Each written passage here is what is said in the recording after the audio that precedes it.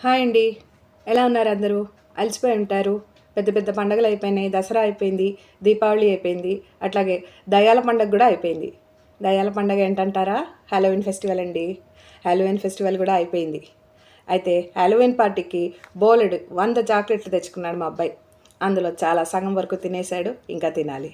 అయితే దానివల్ల ఏమవుతుంది? ఆఖరికి డెంటిస్ట్లకు మంచి బిజినెస్. అంతకుమించి ఏం లేదు. అయితే ఇక్కడ ఈ హాలోవీన్ ఫెస్టివల్ గురించి లేదా దయ్యాల పండగ అంటాను నేను సరదాగా మా పిల్లలతో. మొదట్లో నేను భయపడ్డాను, వాళ్ళు భయపడ్డారు. తర్వాత మెల్లమెల్లగా మేమందరం అలవాటు చేసేసుకున్నాం. నేను కూడా సరదాగా ఉంటాను. ఆ రోజు పిల్లలందరినీ రాగానే ఓ వావ్ అంటూ ఉంటాను భయం వేసి. అయితే ఇవన్నీ అలవాటు చేసుకుంటున్నా, బాగానే ఉంది. కాకపోతే హాలోవీన్ ఫెస్టివల్ ఎలా వచ్చింది అనేది ఒకసారి ఆలోచిద్దాము. ఇది నథింగ్ బట్ మా ఫ్రెండ్ ఒక అమ్మాయి చెప్పింది, యుఎస్లో ఎంతో సాంప్రదాయబద్ధంగా ఉండే అమ్మాయి. ఆ అమ్మాయిని అడిగాను, మరి నీకు హాలోవీన్ ఫెస్టివల్ చేసుకోవాలనిపిస్తుందా అంటే, ఏముందే మన మహాలయ పక్షాలు లాంటిదే కదా అన్నది.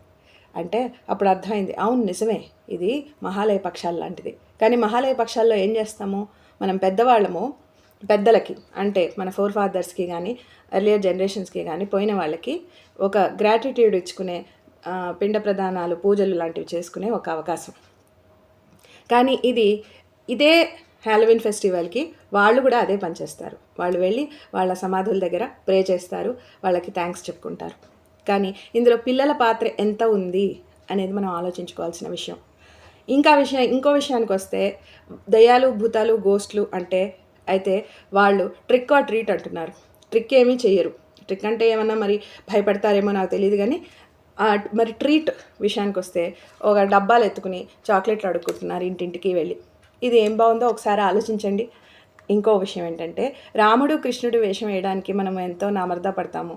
ఏదో చాలా చిన్నప్పుడు రాధాకృష్ణ వేషాలు వేస్తారు కానీ పిల్లలు, ఆ తర్వాత పెద్దయిన తర్వాత ఒక టీనేజ్కి వచ్చాక వేయమంటే చచ్చినా వేయరు.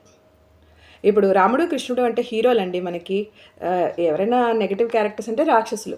మరి ఇన్ని నెగిటివ్ క్యారెక్టర్స్ ఒకే రాత్రిపూట అంతే భయంకరంగా తయారయ్యి మొత్తం అపార్ట్మెంట్ అంతా తిరిగి చాక్లెట్లు అడుక్కోవడం ఎంతవరకు ఈ సీన్ బాగుందో ఒకసారి ఆలోచించండి. అసలు పిల్లలకిను ఈ హాలోవీన్కి లేదా పెద్దలకి గ్రాటిట్యూడ్ చూపించేదానికి అసలు సంబంధమే లేదు.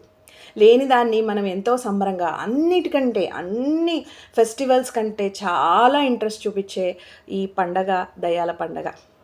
ఇది మాత్రం నిజం అండి, నమ్మలేని నిజం. అయితే ఇక్కడ నేను ఇంకో విషయం ఏంటంటే, నాకు ఈ మదర్స్ డే కానీ ఫాదర్స్ డే కానీ ఇట్లాంటివన్నీ మనము ఒక వెస్టర్న్ కల్చర్ని మనం ఎంబ్రేస్ చేసుకుంటున్నాం. Very good, very good. మనం ఈవెన్ థ్యాంక్స్ గివింగ్ డే అన్నా కూడా మన సంక్రాంతి లాంటిది. మనకున్న దానికి తృప్తిపడి మనం థ్యాంక్స్ చెప్పుకుంటున్నాం. అందరికీ థ్యాంక్స్, ఫ్రెండ్స్కి థ్యాంక్స్, మనకున్న వసతులకి, తినడానికి ఇంత హార్వెస్ట్ వస్తుంది, అన్నిటికీ థ్యాంక్స్ చెప్పుకుంటున్నాం. కాబట్టి వీటన్నిటిలో నాకు ఏది కనిపించలేదు. కానీ హాలోవీన్ ఫెస్టివల్ గురించి మాత్రం ఒక్కసారి ఆలోచించండి. ఈ భూతాల వేషాలు వేయడం అంత హెల్దీ కాదేమో అని అనిపించింది. అది మరీ పసిపిల్లల మీద కొంచెం చెడు ప్రభావం కూడా చూపిస్తుంది. నా పిల్లలైతే చిన్నప్పుడు దడుచుకున్నారు, నేను ఇప్పటికీ దడుచుకుంటాను కొన్ని పిక్చర్స్ని చూసి. అందుకని మీరు ఒకసారి హాలోవీన్ ఫెస్టివల్ గురించి ఆలోచించండి, కొంచెం అవేర్నెస్ తెచ్చుకోండి. దీనికిను మన పురాణ కథలకి కొంచెం లింక్ ఉంది. అదేంటంటే మహాలయ పక్షాలు లేదా ధర్మరాజు దగ్గర నుంచి వచ్చే కథ. అక్కడి నుంచి వచ్చిన కథని వీళ్ళు ఇంకో రూపంలో చేసుకుంటున్నారు. కానీ దానికి పిల్లలకి అస్సలు సంబంధం లేదండి. మీరు కాస్త అవేర్నెస్తో నెక్స్ట్ టైం హాలోవీన్ ఫెస్టివల్కి మీ పిల్లల్ని చక్కగా కాస్ట్యూమ్స్తో తయారు చేసే ముందర ఒకసారి ఆలోచించండి. Thank you.